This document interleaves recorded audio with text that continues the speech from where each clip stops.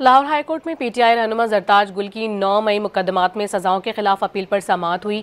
Chief justice Lahore Alia नीलम ने जरताज गुल को पेश करने की हिदायत कर दी। चीफ जस्टिस लाहौर हाईकोर्ट की सरबराही में 2 रुकनी बेंच ने केस की समाअत की।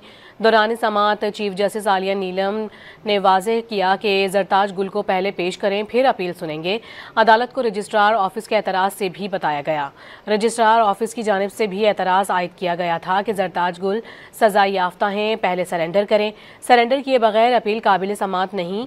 एटीसी फैसलाबाद के 9 मई के वाक़यात में 3 फैसलों के खिलाफ 3 अलग अलग अपीलें दायर की गई हैं। लाहौर हाईकोर्ट में पीटीआई रहनुमा जरताज गुल की 9 मई मुकदमात में सजाओं के खिलाफ अपील पर समाअत हुई। चीफ जस्टिस लाहौर आलिया नीलम ने जरताज गुल को पेश करने की हिदायत कर दी। चीफ जस्टिस लाहौर हाईकोर्ट की सरबराही में 2 रुकनी बेंच ने केस की समाअत की। दौरान समाअत चीफ जस्टिस आलिया नीलम ने वाज़ेह किया कि जरताज गुल को पहले पेश करें, फिर अपील सुनेंगे। अदालत को रजिस्ट्रार ऑफिस के एतराज़ से भी बताया गया।